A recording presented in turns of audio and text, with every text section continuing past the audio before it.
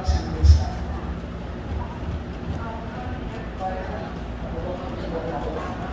Good morning, everybody. All PDPs under its club right now are all in good standing. Thank you. Mr. Governor, District Governor, I would like to object with the verification by our Cabinet Treasurer that all qualified voters or the PDGs are all in good standing. Okay, so we will just get the, and then we can contest. All who are present only here. Yes? I would like to object that not all past district governors are in good standing or not qualified to vote. I have here chapter 5 of our LCI, Work Policy Manual dated effective October 21, 2020, that classification of a good standing. Club in good standing is 1. Letter A, which is not in a status quo or financial suspension.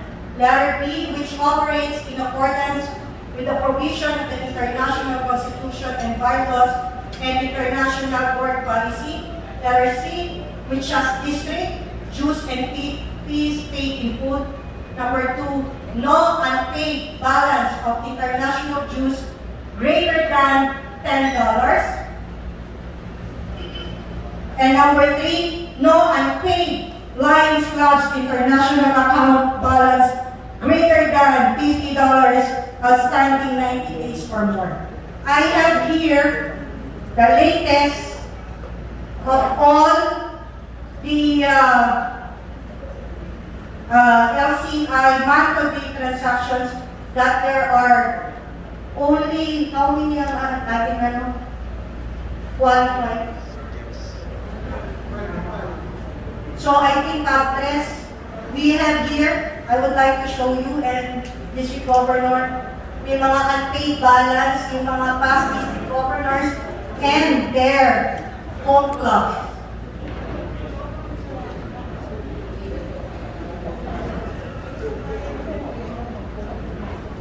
See?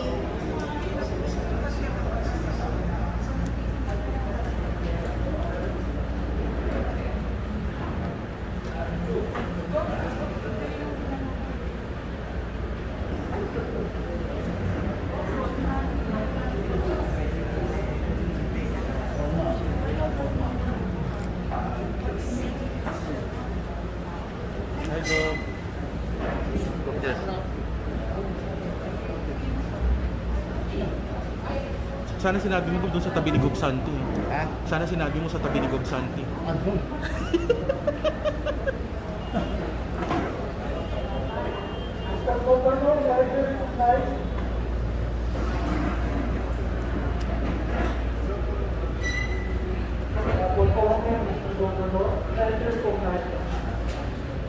Okay, may past District Governor Ong, on that note, it's properly noted that let's proceed because ano po, mag-verify naman po. I think the our application will match naman.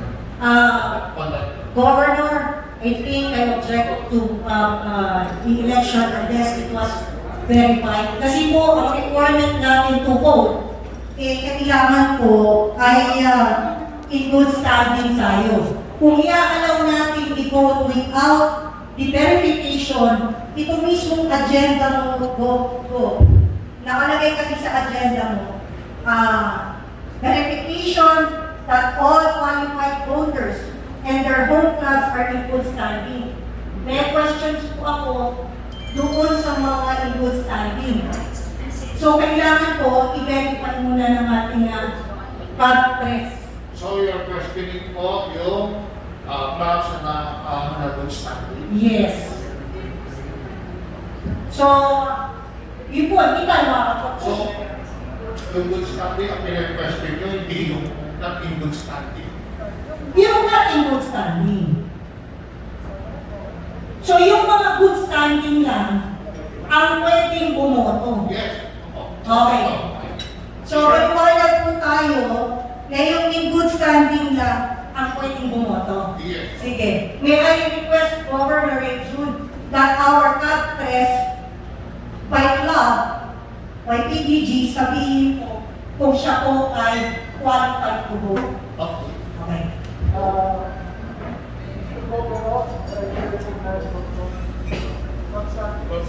Yes, Dr. Pakilakas na po, pasensya na. I second the motion of the manifestation of PDG Bongdelara that we should verify the clubs of which the home clubs of the past district governor so that we will know if they are qualified to vote or not. As manifested by PDG Bongdelara, it was noted or there is a ruling that at the time of the election, the home club of the PPGs should be in good standing. So, we are just request that club treasurer to make a roll call of those PPGs present here today and their home club, corresponding home clubs, and check or announce if the home club has an outstanding balance or not. So that based on that, we can proceed with the process. Thank you, Mr. Governor. Okay, Dr. Santi has requested and for the benefit of everyone, we proceed to address that motion before we proceed. Thank you. Again, go. Opo, habang nagbe-verify lang si Capres, uulitin ko lang po uli. I have here the Chapter 5 of the Lions International Board Policy. Nandito po nakalagay ang classifications who are allowed to vote and not allowed to vote. Okay? So, no unpaid balance of international dues and fees greater than $10. So, meron ho kaming dala of all the statement of all the PDGs. Andito po. So, may I ask para po madali go, suggestion, isa-isa na lang. Halimbawa, unahin natin si P. Okay na po ba, go? Para mapakita.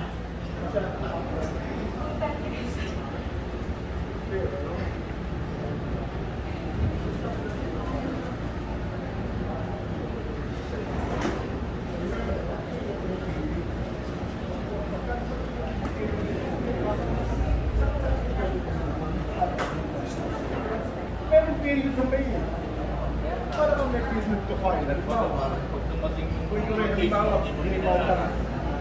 Meron kang 15 days to file. So meron ka skill, meron ka prescribed to you. So pwede yun. Go?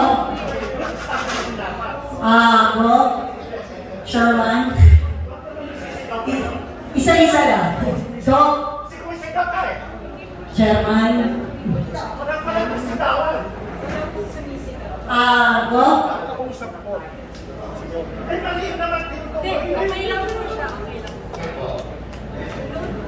Okay, I think it's noted. Ano po ko yung... Sundin natin ito. Sundin natin. Ano ba period po yung pinag-usapan? Go? We have all the files here. May I present to your legal? Deputy legal? Medyo mainit ang inyong legal. Pwede po ba si deputy legal? Okay. If I may speak, ganito na lang po, para po mag-proceed tayo sa program. Okay. Sige po. Ano sa Just so we could verify those who are qualified to vote in this Okay. meeting, Sige po. we will ask first for a recess Okay. so that we can verify with the CAB treasurer who Okay. are qualified. And we would like to qualify that people, the PTGs who are in good standing must be paying their dues, international and district. And we would like to, we will take note of that. We will review all the statements that you gave, and we will take note of your objection. So, if you want po that you have, we will give a detailed verification of each PDG, then that will take some time. We will ask the club treasurer if she can do so in a few minutes. Okay. Okay. So, para po, Deputy Managan, ulitin ko lang. Sorry. Okay. Hindi, i-class, ano ko lang. So, i-verify muna ni Castres, tama po Yes. ba? Okay. And then, yung mga ma-verify niya na qualified to vote, yun lang ang pabobotohin. Tama po ba? Okay, noted. Okay. Agree. Ako, I think your... Okay. Mr. Governor, one more. Okay. According to my legal, okay, we just want to clarify yung sinabi ni Deputy Legal, okay. Hindi paying po dahil according to the rules, ay dito po, ulitin ko lang, hindi patentity, okay lang po ba? Magka-clarify na. sorry, later na po natin siya pwedeng, naintindihan naman po namin that binigyan niyo na po kami of no provision. So, we will evaluate, and so that we can proceed with the meeting and the agenda, we will take note of your objection. How long po yung recess natin? That is up to our governor to call and our club treasurer. Okay. Go. Okay, so I think to address these things, let's see first here. If ever the cabinet treasurer will declare someone who is not in good standing, who is not qualified to vote, doon na lang namin questionin. Sige po. So, Sige siya.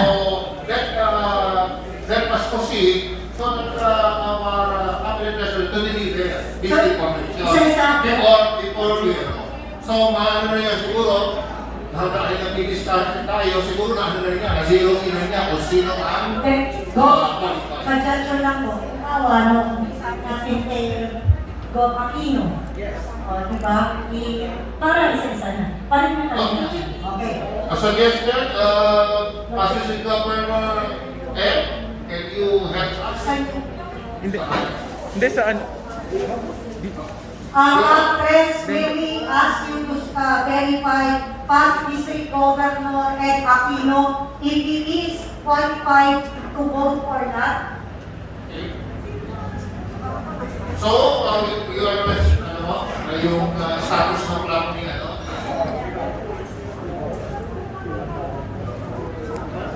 Okay. Actress, Okay. actress, Sige po. I have a copy of the latest.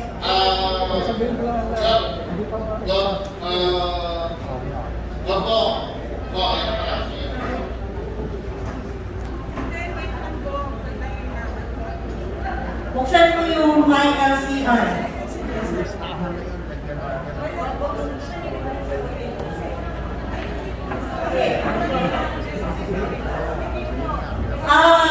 Mr. Governor, Mr. Governor, That's 15 years. Mr. Governor, 15 years.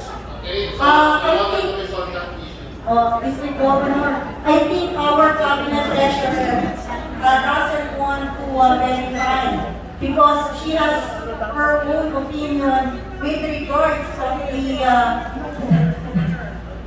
with the statement of account. Isa lang po ang statement of account. Okay. I'm declaring a 15-minute recess. Okay, sana magpasa muna tayo.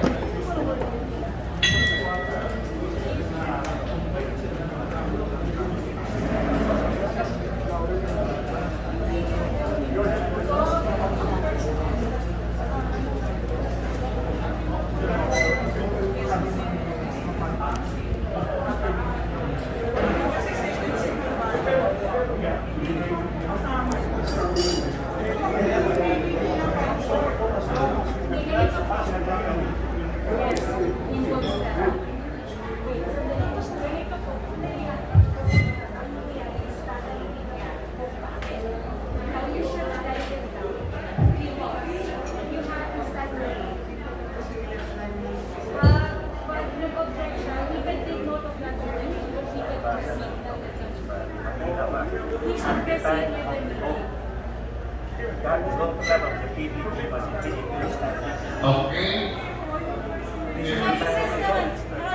Nakalisis tayo. Sabihan pa.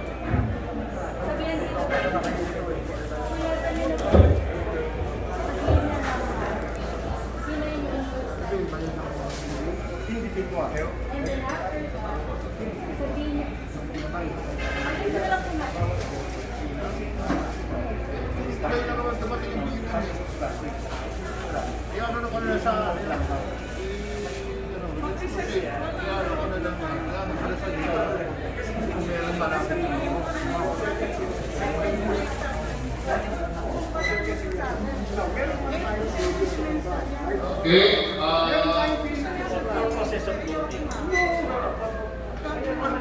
at this time, sige, mamaya.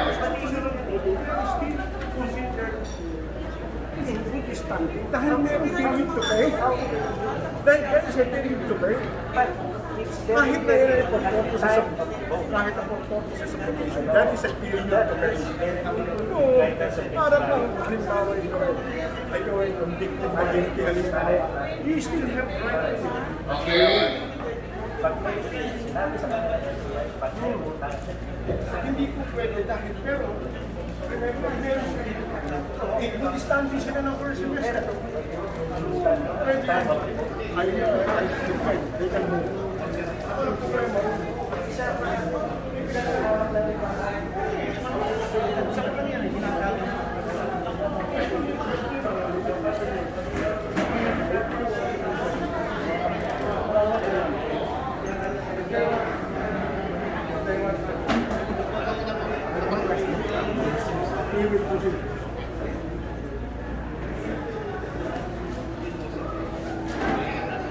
Oo, madali naman natin.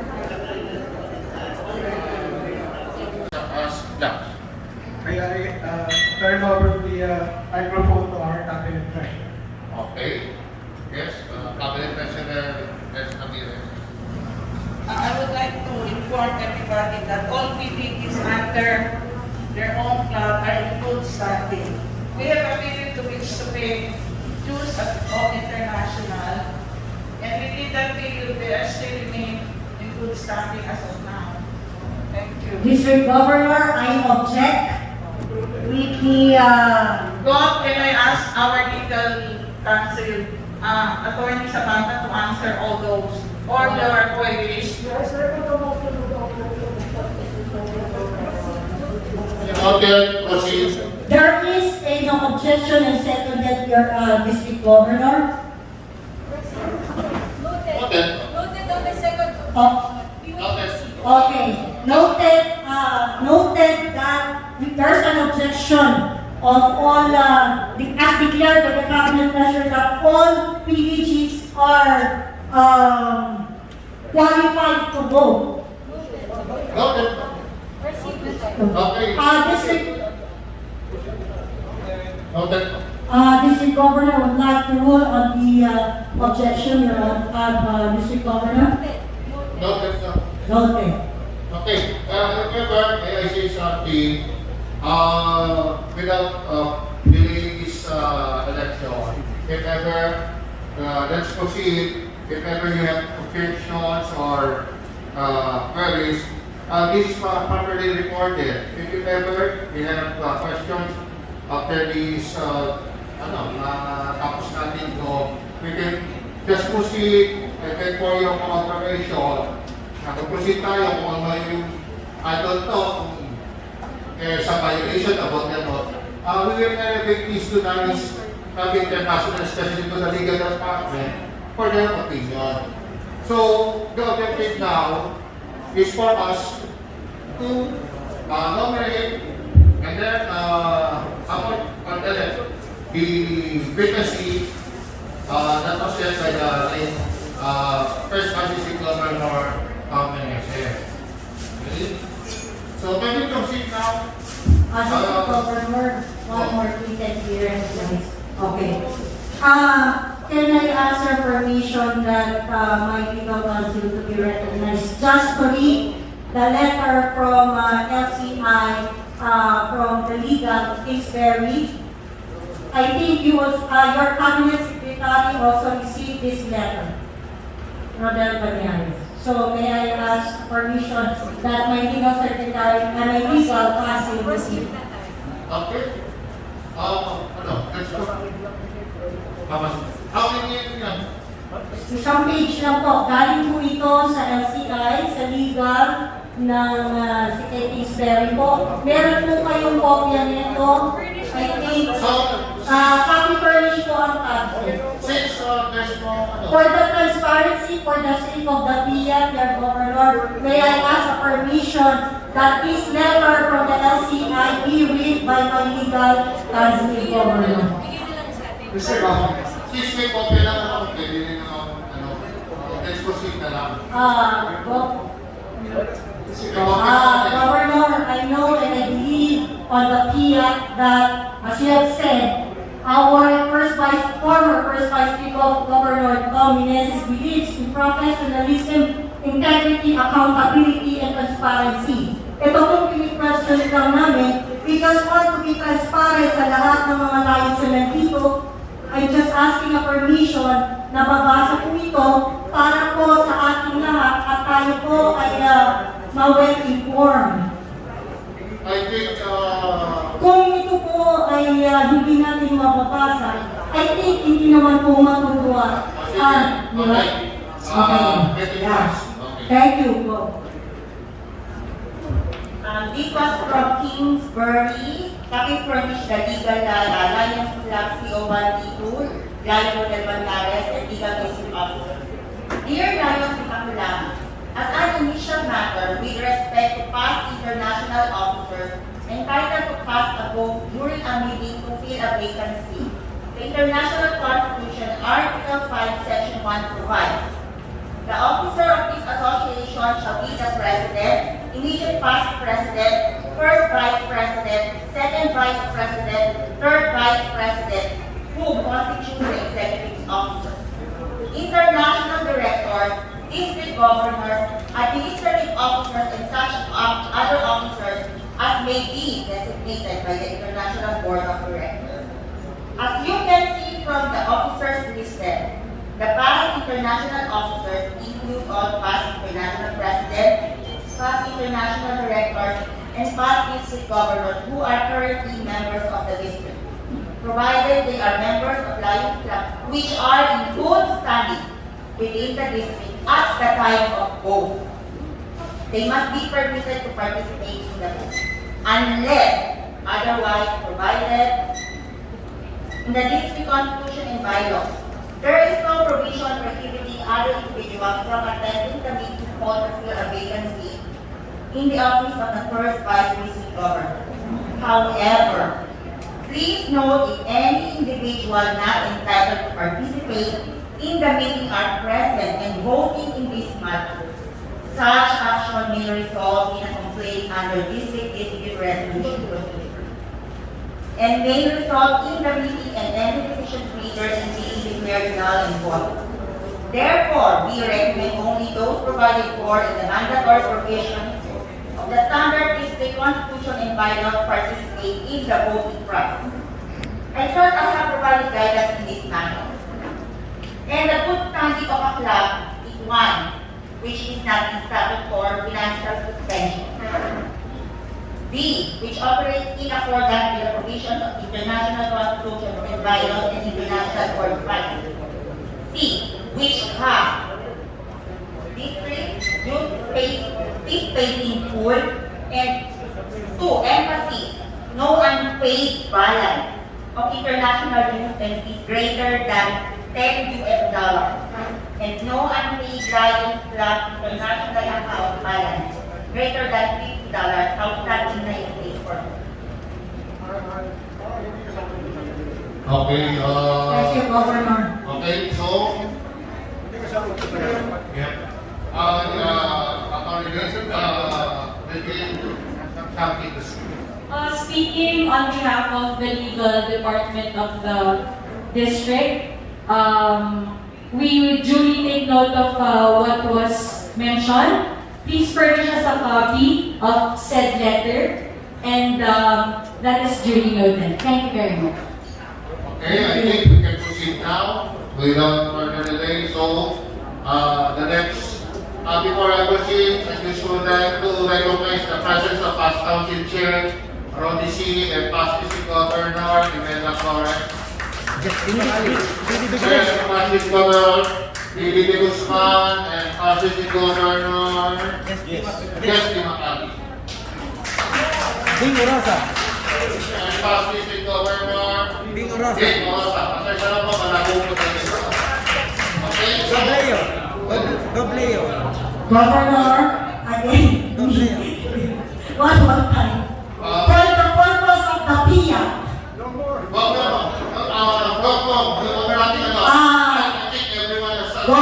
this is very important. Why? Because this is the yung ino-object ko kung sino po yung in good standing and not in good standing. I just want to put it in record. Actually, it was noted and we have remembered your questions because we have to proceed. Kaya nila po yung objection. Pero, Because Governor, we will go on to our sa agenda. Let's get to our for the transparency and accountability, everybody, pati sila, dapat yung mga PDG, kasi hindi nila alam kung ano sila kung ano ba yung kinokontest namin eh. Sana be allowed na sabihin lang to. I think everyone, most of you will agree. Naintindihan niyo po naman yung gusto sabihin ni Positive Governor Bob Delara, di po ba? Bob, may I ask po, ano naman po ang reason kung bakit hindi pa natin kailangan basahin kung sino-sino po yung in good standing and not in good standing? I think we have a proper understanding about the good standing. Hindi lang po natin pahabakin. It can also kung magdidebate po tayo dyan. Ay, hindi po tayo magdidebate, Governor. I just would like to this be noted kung sino-sino po yung in good standing and not in good standing. Actually, we have the authority naman to declare as the presiding officer, if ever meron na business care dito, you are free to elevate it to elevate natin sa Laliscas International or the Father Anisami. You know, I hope we have,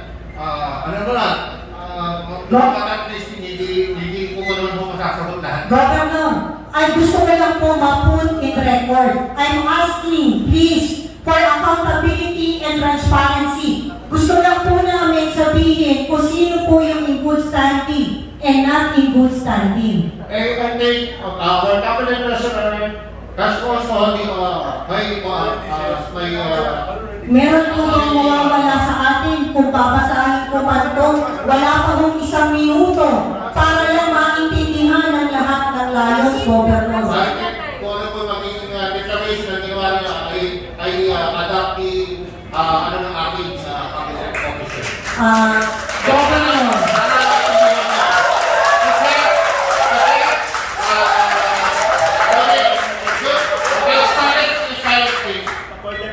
Kasi po, I just want to finish this task na nakabalikan sa akin. Governor, your task is for us to have an equal rights and to be heard. Yes. So I'm asking is that ma-put on record po yung objection namin sa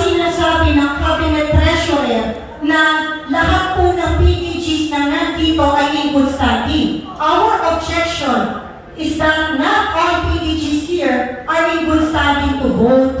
And ako po ay nakikiusap sa inyo ang Governor na sana po ay mapagbigyan. Total naman po, bakit natin hahayaang hindi basahin ang isang bagay na makakapagpaliwanag, hindi lamang po sa amin at para sa lahat. Kaya po ako ay nakikiusap na ilagay po natin ito in record yung aming objection. And then you will proceed, Your Honor. Okay. Pakisabi mo sila kung hindi sinasabi mong hindi qualified to vote. And Okay. then you will take note of that. Okay. And then, Thank you po. every certified na aming cabinet president will honor na makaboto sila kung dapat. Pero yung focus mo sa Okay. Thank you po. Sabihin mo na kung sino yung hindi Okay. sa tingin nyo. Yan. Okay, thank you very much, Governor. Okay, now I would like to put in record the following district of voters who are not in good standing. Okay, number 1, District Governor Region Abuel, which has a $43 unpaid. Number 2, immediate past District Governor Miguel de Rosario, unpaid of $999.75. Second Vice District Governor Romel Castro, not in good standing, with unpaid $999.75.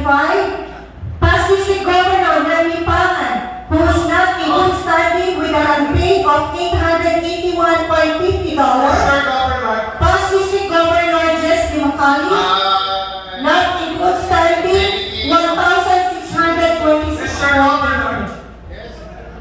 District Governor, past District Governor, Your 1 minute is past tama na po yan. Sir George Octan, not in good standing, $1,626.83. Mr. Governor, may I ask if the PTG Mount Tirana will be declared out of order? Ano ba? They have already accepted the objection and disclosed. I was allowed by our district governor that this hearing can be put in record. Okay, tara. Ay, 1 minute na ba yun? Okay. Sige po, okay? So, 1 minute. on that Okay. note, that was really, Meron pa pong mga iba, pero time na sa. pero we will proceed. It will be Anyway, properly, Governor Region, una-una, and to your legal counsel. Maraming salamat. Okay, I hope wala na po masyado.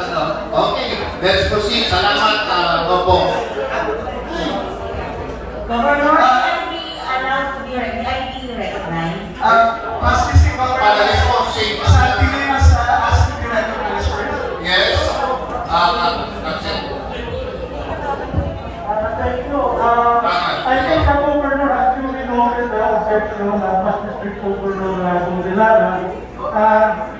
It's up to the cabinet treasurer to take note of the manifestation and for the assistant secretary to put that in record. Yes. In that regard, I will move that we can proceed to the next agenda, the nomination. Yes. Thank you very much, President Governor Santi. Yes.